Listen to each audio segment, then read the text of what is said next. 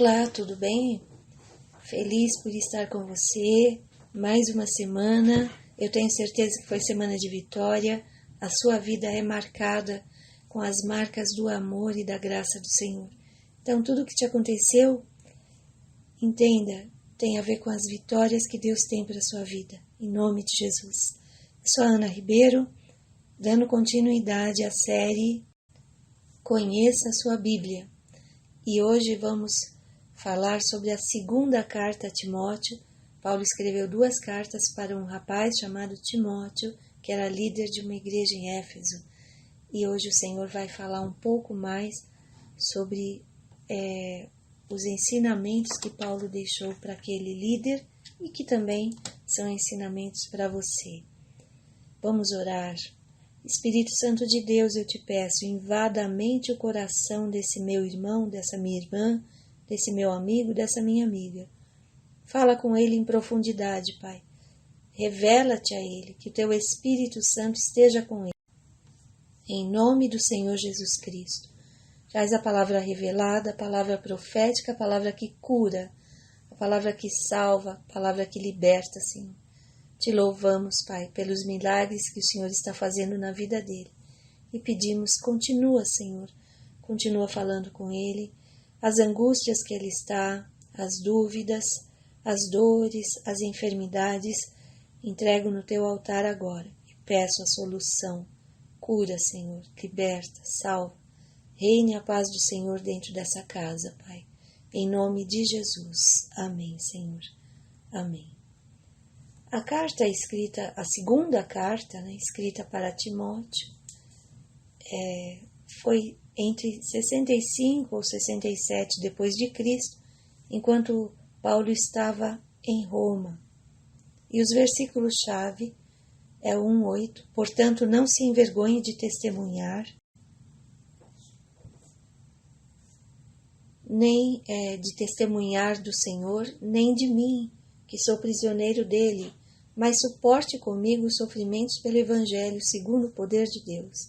O versículo 1:12 diz assim: por essa causa também sofro, mas não me envergonho, porque sei em quem tenho crido, e estou bem certo de que ele é poderoso para guardar o meu depósito até aquele dia.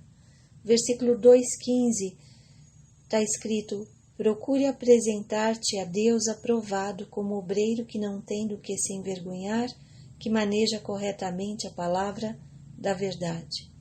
E o 3:14 ao 17. Quanto a você, porém, permaneça nas coisas que aprendeu e das quais tem convicção, pois você sabe de quem o aprendeu, porque desde criança você conhece as sagradas letras que são capazes de torná-lo sábio para a salvação, mediante a fé em Cristo Jesus. Toda a Escritura é inspirada por Deus, a Escritura aqui está se referindo à Bíblia, e útil para o ensino, para a repreensão, para a correção e para a instrução na justiça, para que o homem de Deus seja apto e plenamente preparado para toda boa obra. A palavra-chave dessa carta é perseverança. Persevera, não importa o problema, persevera. E o capítulo-chave é o 2, o que é necessário para um ministério ser bem-sucedido, multiplicador, duradouro e santo. Você quer saber? Você vai ler o capítulo 2 e lá estão a chave de tudo que você precisa para que você seja bem-sucedido no seu ministério. A mensagem central: lealdade ao Senhor e à verdade, mesmo diante de perseguições e de apostasias e de incompreensões. Não importa. Faça uma aliança com a verdade e o Senhor vai te recompensar, o Senhor vai te dar graça. Depois de escrever a primeira carta a Timóteo, Paulo deixou Corinto e foi com Tito para a ilha de Creta. Daí ele seguiu para Nicópolis, onde foi preso e transferido para Roma. E desta vez sua condenação foi para a morte. Foi a última prisão de Roma e dali ele foi condenado à morte. Nessa última carta, ele pede a Timóteo para ir visitá-lo e levar Marcos. Pede para que Timóteo leve sua capa e os livros que deixou nas casas dos amigos. Eu já mencionei em outro episódio o quanto Paulo é exemplo para nós, né?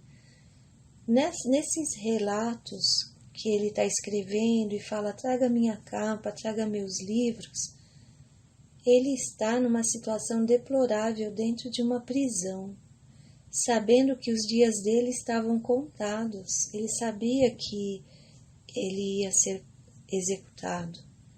Mesmo assim, ele estava preocupado em produzir, em fazer até o último sopro de vida dele, ele poder deixar coisas escritas, ele poder estudar a palavra, ele poder estar edificando a igreja. Por si só, esse relato já é uma grande lição para nós.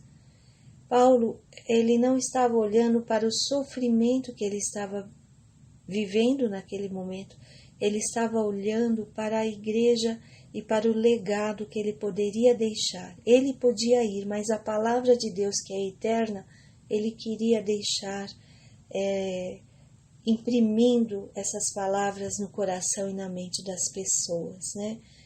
A missão dele tornou-se até maior do que ele nesse sentido.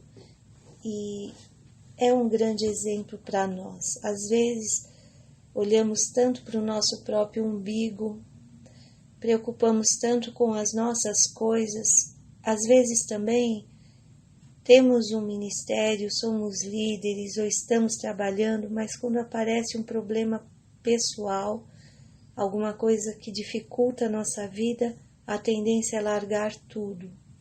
Então que essa carta sirva de inspiração para você continuar. Não desista no meio do caminho, mesmo que você tenha dificuldades. Às vezes, irmãos, nós temos que deixar de olhar para os nossos próprios problemas e olhar para as pessoas e fazer a nossa missão, fazer aquilo que Deus quer que a gente faça para edificar as vidas. Paulo não tinha certeza se Timóteo chegaria a tempo. Tal era realmente quase que os últimos minutos, né, os últimos dias, últimas horas de vida de Paulo. Então ele não tinha certeza que Timóteo chegaria a tempo antes dele ser executado. Mesmo assim ele escreve. Essa carta contém as últimas palavras de Paulo, nas quais exorta e encoraja Timóteo a prosseguir em sua carreira. Foi a última carta que Paulo escreveu, e é como se ele estivesse deixando o legado dele também nas mãos de Timóteo para que Timóteo continuasse o ministério. Paulo exorta Timóteo a concluir fielmente a obra iniciada por ele, mas que precisou parar por ter sido preso. Essa carta é um manual de combate e exorta o líder cristão a usar a arma espiritual poderosa, que é a palavra de Deus, as Escrituras. Paulo ensina a Timóteo a como lidar com as perseguições externas e as desavenças internas na igreja. Aquela igreja primitiva, ela era perseguida externamente, muita gente sendo presa, muita gente morrendo, e internamente também tinha problemas, né? Onde tem gente, tem problema.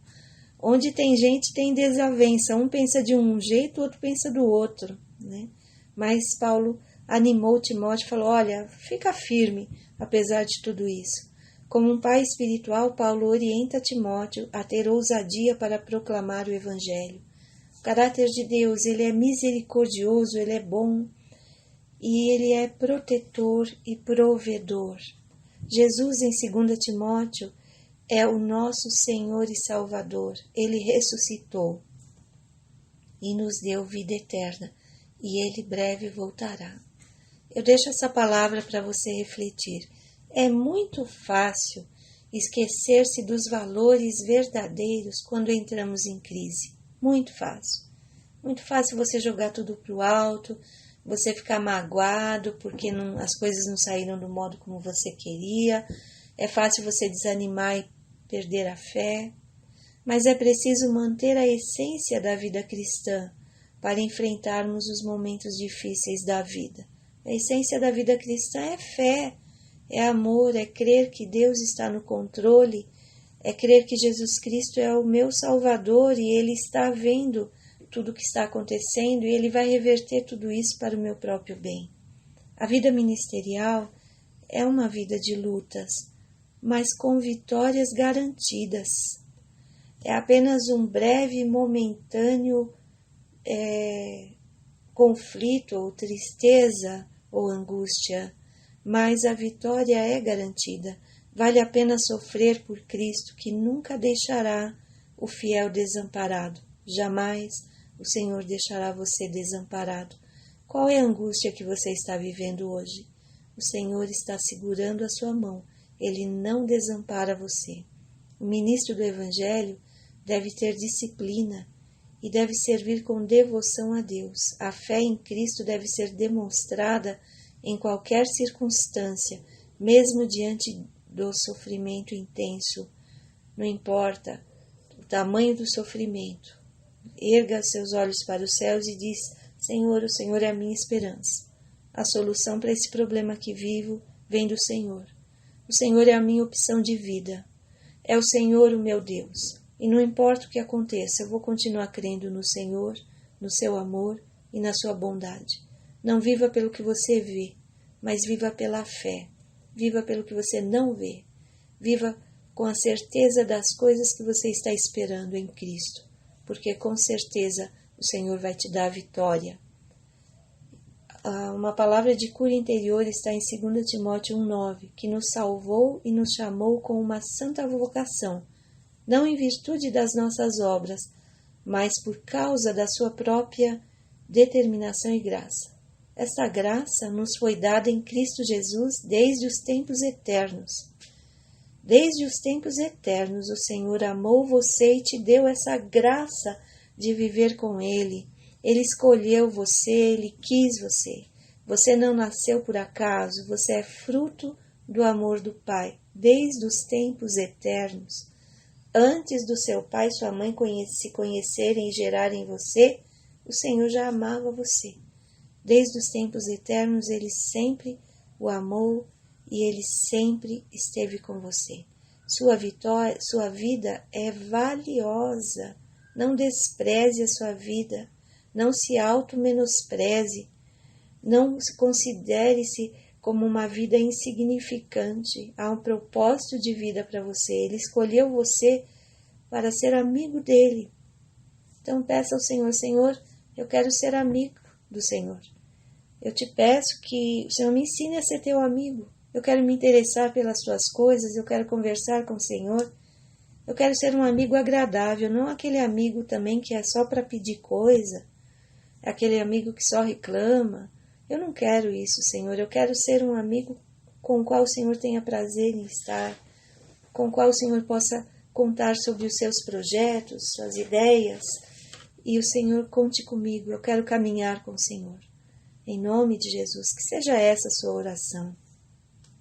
Uma palavra profética para a sua vida está em 2 Timóteo 4,7. Combati o bom combate, acabei a carreira, guardei a fé.